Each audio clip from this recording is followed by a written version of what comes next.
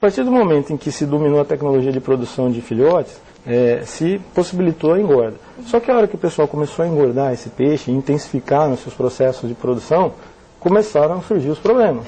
Então, a hora que você coloca um monte de peixe num tanque, você aumenta muito a quantidade de peixes, né, de indivíduos ali por metro, eles ficam mais suscetíveis a terem doença e a passarem essas doenças. E aí começaram a surgir os problemas. Tá, o peixe fica doente. E aí, quem que trata de um peixe doente? Né?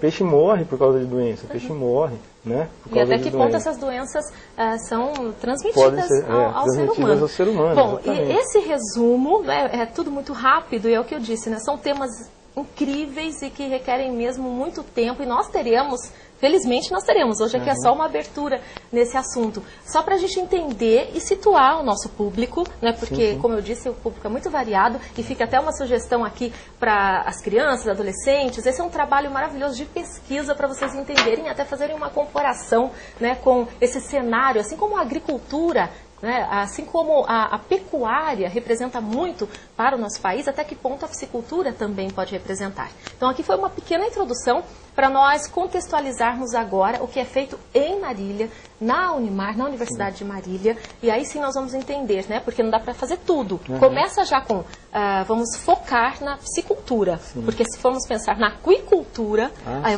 é muita coisa. Aí teria que ter mais alguns programas aí para a gente conversar. Muito, né? Então vamos já começar com as imagens, professor? Vamos sim. Já para entrarmos diretamente no assunto e mostrarmos. Vamos lá. Então, como eu falei, né, o domínio da tecnologia da reprodução, né, foi possível a partir da década de 80. Né? Aqui no laboratório de piscicultura da Unimar, a gente já vem fazendo, a gente começou, nos primórdios aí da reprodução, a gente começou a produzir. Esses peixinhos, por exemplo, são alevinos de pacu. Né? Esses peixes eles foram reproduzidos no dia 23 de dezembro do ano passado.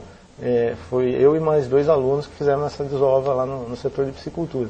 E desde 92, 93, a gente já vinha trabalhando na reprodução induzida dessas espécies. A gente trabalhou com pacu, matrinchã, pintado, piauçu, enfim, tambaqui, várias espécies que foram surgindo aí de rios, né, e que eram trazidas para o cativeiro. A gente foi fazendo a reprodução e o Laboratório de Piscicultura da Unimar acabou se tornando um centro aí de difusão de alevinos para toda a região. Distribuição mesmo. A gente chegou a produzir até 350 mil alevinos aí numa safra, né, uma safra que a gente considera de dezembro a março, mais ou menos, e distribuindo na região de Marília aproximadamente 200, 300 mil alevinos, né? E sempre de espécies nativas. Aqui é só para a gente entender as fases, né? Para o pessoal perceber, né? Depois nós vamos dar os detalhes. Mas aqui são as fases, não é isso, professor? Isso, que nós temos. Na verdade, o alevino ele é comercializado com o pessoal que engorda o peixe para fazer a venda depois do peixe gordo. O peixe gordo, né? Ele leva 1 ano para ser obtido a partir do processo de engorda com ração extrusada, que é uma ração diferenciada, como o Rodolfo falou, né, no programa anterior. Isso. E aí nessa imagem vai passar a captura de alguns exemplares de peixes Com quanto gordos. tempo eles vão já para esse tanque? Como nós vimos lá os alevinos, né? Sim, eles vão, assim que eles saem da fase de alevinagem, eles já vão para tanques de engorda. E aí eles permanecem no tanque de engorda de 10 a 12 meses aproximadamente. Com rações diferentes em função do tamanho que eles vão atingindo. Então, quando é alevino é uma ração com mais proteína, quando ele se torna um juvenil, você diminui a quantidade de proteína da ração, até fazer o que a gente chama de terminação, que já é um peixe aí de 600, 700 gramas, até atingir o peso final aí de 1,2 kg, 1,5 kg, mais ou menos. Para atingir o padrão mesmo, Isso. né? E claro que sempre os alunos participando, os professores, e detectando, não é, como é que eles estão se desenvolvendo, os peixes, né, no caso. Mesmo porque a piscicultura, para você dar comida para o animal, você joga comida na água e você não vê o animal.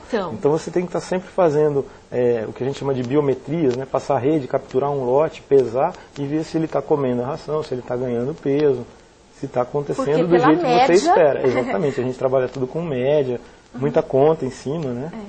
Quem vai fazer zootecnia ou medicina veterinária achando que não tem que fazer conta, tem bastante. Tem muita conta lá. Olha que linda essa imagem, professor. Aí é uma rede já com peixes já em tamanho de mercado, prontos para serem comercializados, né? Muito bem. Tá aqui, esse é o peixe que é comercializado pelos engordadores de peixe, os produtores, né? Que vai direto para os pesque-pagues, né? E ele vai assim, ó, vivo, né, em caixas específicas de transporte, né, para atender a demanda de pesca e pague. E aí vai para lá, claro, geralmente, como o professor está dizendo, a demanda é sempre muito grande, né, e esse trabalho é contínuo, principalmente aqui na nossa região, então a demanda sempre aumenta. Apesar de que o professor fez uma observação que toda essa euforia pelo Pesca e Pague já deu uma diminuída, né? Mas é um hobby que ainda conquista muitas pessoas. A gente já está vendo uma outra fase da piscicultura, né? Então, complementando isso que você estava falando, essa euforia dos Pesca e Pague, em um certo momento ela passou. Sim. Né? E muita gente tinha estabelecido já a piscicultura, já tinha estabelecido tanques de criação de peixes, né? E esse peixe passou a ter o seu valor de mercado reduzido em função da diminuição da demanda. E aí o que fazer com o peixe e com a piscicultura? Sim. Aí surgiu a ideia de se colocar esse peixe diretamente na mesa do consumidor. Claro. Né? E aí começaram então os cultivos visando a comercialização de carne, né? De um peixe para consumo. Sim, direto, uma e proteína. não para atividade de lazer e posteriormente consumo.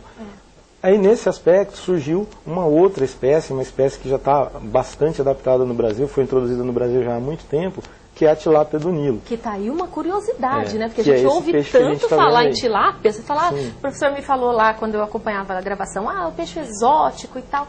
Gente, para nós aqui, a gente considera que peixes que não são originários das bacias hidrográficas brasileiras são peixes exóticos. Então, a tilápia é um peixe originário do continente africano, né?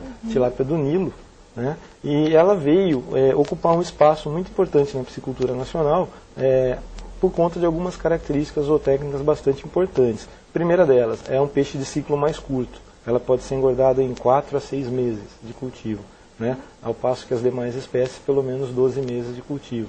Segunda coisa, segunda característica, né? É uma espécie que se adapta muito bem ao cultivo intensivo, que é o cultivo em gaiolas, como a gente viu ali, que a gente chama de tanques-rede, em altíssimas densidades de estocagem. Naquele tanque ali a gente consegue acomodar até 1.000, 1.200 indivíduos num tanque de 3x3 por 2 metros de profundidade, 3 por 3 metros quadrados, né? 9 metros quadrados, com 2 de profundidade. Você consegue uma produção aí de 1 tonelada de peixe numa estrutura dessa.